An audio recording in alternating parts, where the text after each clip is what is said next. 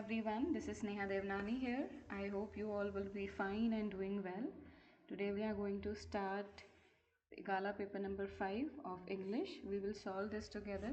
First of all, in this video we are going to solve section A. Passage read करना है, answers देने हैं, 5 mark का question. Deepwater, William Douglas is the writer, वहाँ से लिया है. I used every way I knew to overcome this fear. William Douglas को पानी से डर लगने लगता है, उनके साथ ऐसे कुछ बुरे हादसे हुए होते हैं. तो यहाँ पे वो बता रहे हैं कि उनको जितने तरीके सही लगते थे उन्होंने हर एक तरीका ट्राई किया ताकि वो अपने डर को जीत सकें, ओवरकम कर सकें.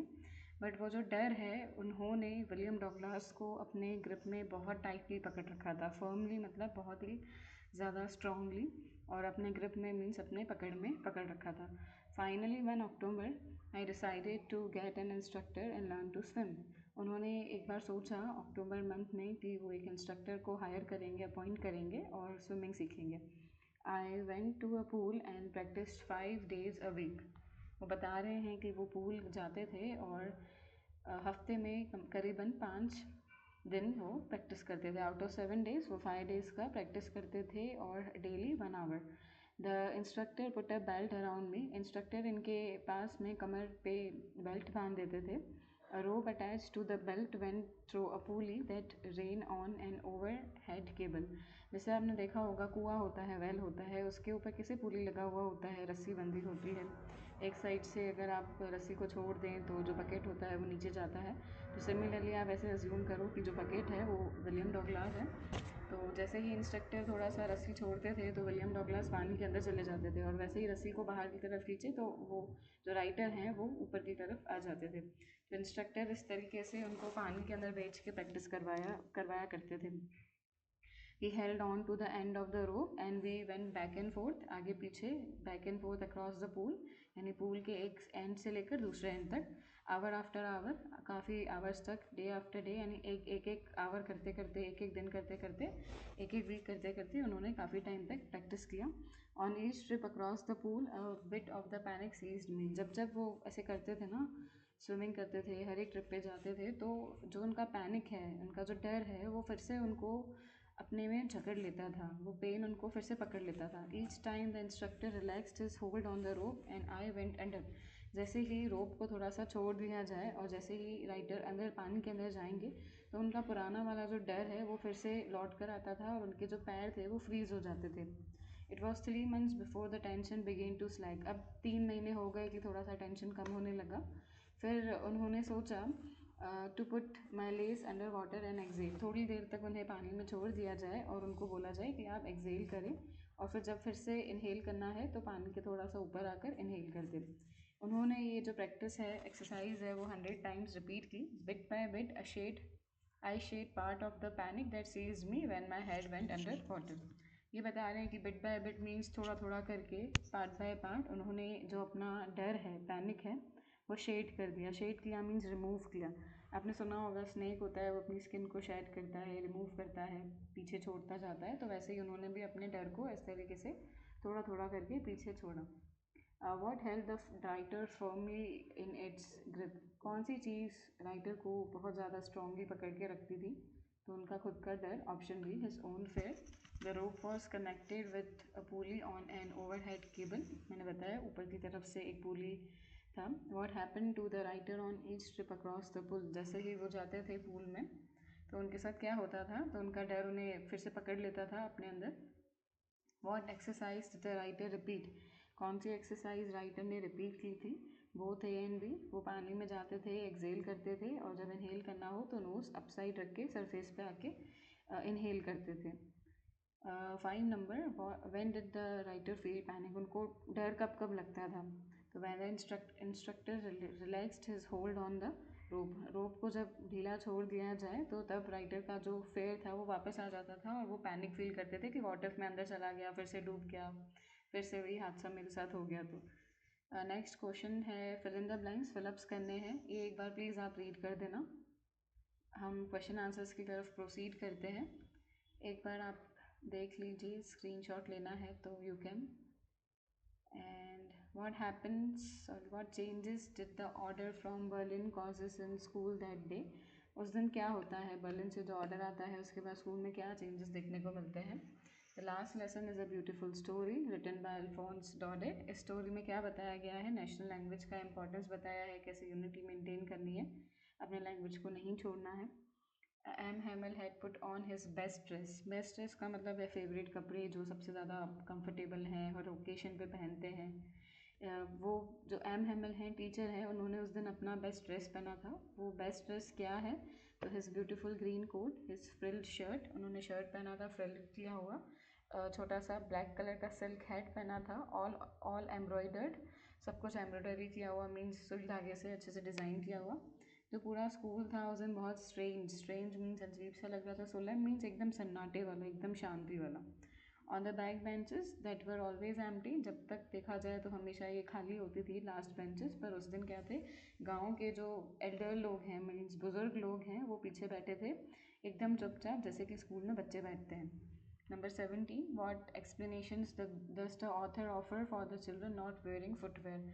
जो बच्चे ऐसे हैं जो पैरों में कुछ पहनते नहीं है, कोई फुटवेयर नहीं पहनते, तो उसके लिए ऑथर को क्या लगता है, कौन से एक्सप्लेनेशंस हैं, ऑथर अपने अपने एंगल से, अपने नज़रिए से बताती है कि ये रीज़न हो सकता है।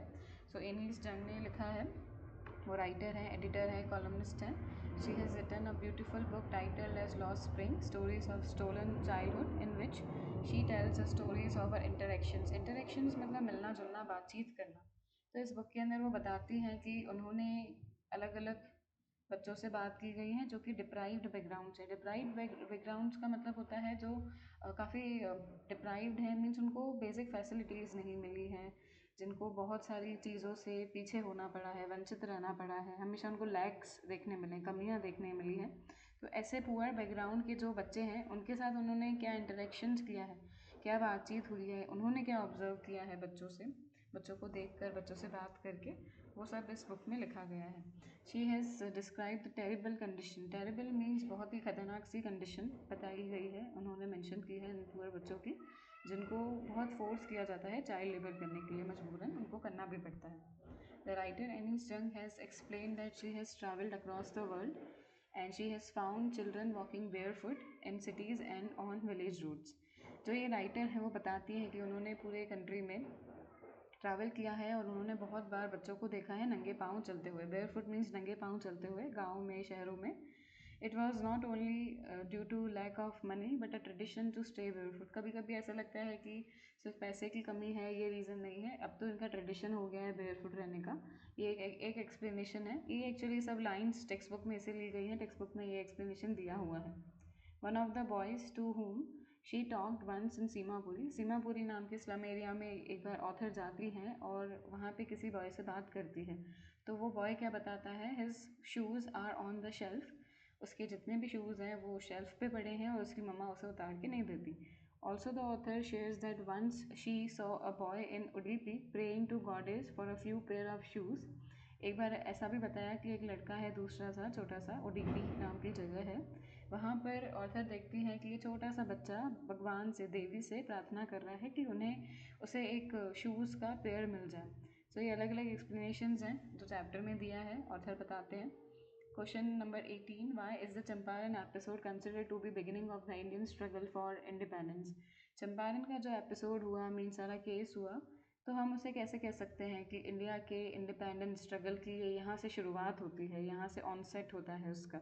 ना उसे ये क्वेश्चन थोड़ा सा बड़ा है, पर ये क्वेश्चन पढ़ने से आपको चैप्टर का भी हिंट आ जाएगा अगर आपने चैप्टर नहीं समझा है तो। और इसमें आप थोड़ी सी पॉइंट रिमूव भी कर सकते हैं इसे आंसर को छोटा बनाने के लिए।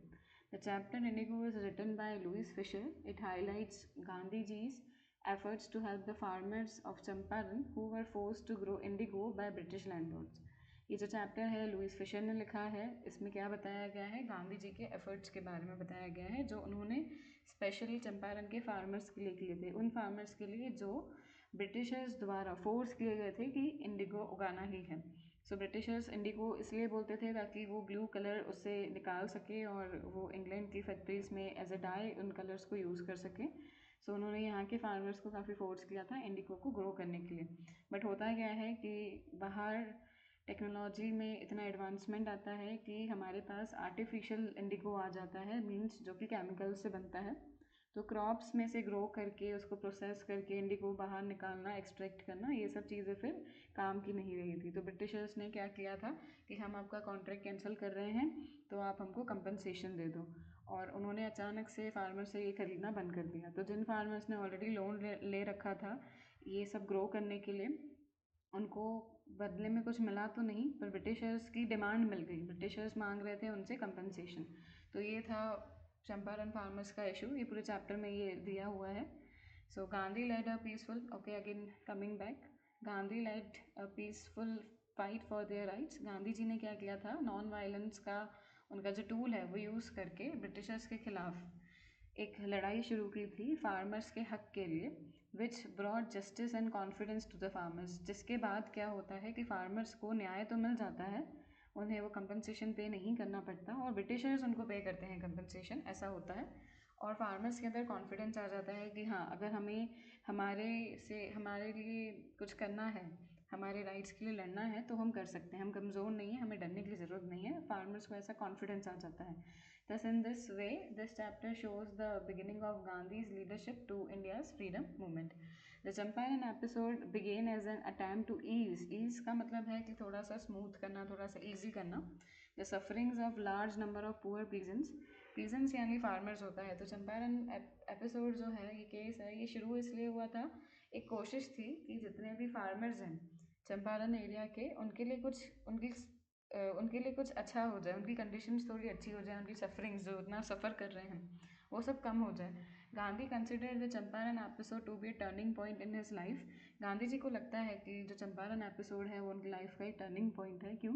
क्योंकि उन्होंने रियलाइज़ किया कि जो सिविल डिसोबीडियंस है, यानी एक साथ जनता मिलके कोई भी इंस्ट्रक्शन को, सरकार के कोई भी इंस्ट्रक्शन को फॉलो नहीं कर रही है, which had triumphed for the first time, जो कि पहली बार जिसकी वजह से विक्ट्री मिली है, जीत मिली है, ट्राइम मतलब जीत मिली है, could go a long way, ये आगे चल के बहुत लंबा हम इसको चला सकते हैं इन द फ्रीडम स्ट्रगल, हमारी आज़ादी की लड़ाई में, फ्रीडम के स्ट्रगल में हम इस सिविल डिसोबीडियंस को और भी आगे खींच सकते हैं, चला सकते हैं। Moreover Gandhi had succeeded in making the peasants confident by removing their fears and making peasants aware of their rights. और दूसरी चीज़ गांधी जी ने अच्छी क्या की, वो एक और चीज़ में सक्सेसफुल हो गए। वो चीज़ क्या थी, उन्होंने फार्मर्स को कॉन्फिडेंस दिलाया था, उनके सारे फेयर्स को रिमूव करके उनको ये भरोसा दिलाया था, उनमें कॉन्फिडेंस डेवलप किया था कि वो भी अपने राइट्स के लिए लड़ सकते हैं। This success thus proved the effectiveness of Gandhi's method of non-violence and non-cooperation towards Britishers। तो ये मेथड, जो ये सक्सेस है, ये प्रूव करती है कि गांधी जी का ये जो मेथड है नॉन वायलेंस का, नॉन कोऑपरेशन का, कि ब्रिटिशर्स को कोऑपरेट नहीं करना है और बिना मारपीट किए, बिना वायलेंस किए हम अपनी लड़ाई लड़ सकते हैं, हमारे राइट्स की डिमांड कर सकते हैं। तो ये इन सब चीज़ों की सक्सेस मिली और ये बात भी प्रूव हो गई कि हम इन दो तरीक़ों से आगे बढ़ सकते हैं। Hence he consider the Champaran episode as a turning point in his life. Next 19th number, do you think the title of the story the rat trap is appropriate? अगर आपको लगता है तो आप रीजंस बताओ। सो यस, जो title है rat trap, ये सूटेबल है स्टोरी को लेकर। इसमें क्या होता है कि पैडलर को पता चलता है कि जो लोग लालच में आते हैं दुनिया द्वारा दिए गए छोटे छोटे बेट्स के द्वारा, वो उसमें फंस जाते हैं ग्रीड में, और ऐसा उसके साथ भी फिर होता है। वो भी कहीं पे चोरी करके आता है, छोटे से लालच की वजह से फंस जाता है बड़े से जंगल में, और वहाँ से फिर ये और एक और बार लालच करता है कि अगर मैं इस कंपनी के ओनर के घर चला जाऊँ, बंगलों में चला जाऊँ, तो हो सकता है मेरी ऐसी हालत देखकर वो मुझे कुछ और भी दे दे। तो ये लालच में वो सच भी नहीं बताता है, उसके घर भी चला जाता है, तो और भी फंस जाता है। सो ये पूरा रेड ट्रैप समझाया गया है और इसलिए इसका टाइटल सही भी है।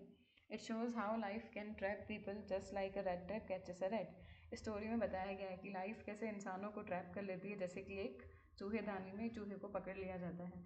The peddler in the story feels trapped.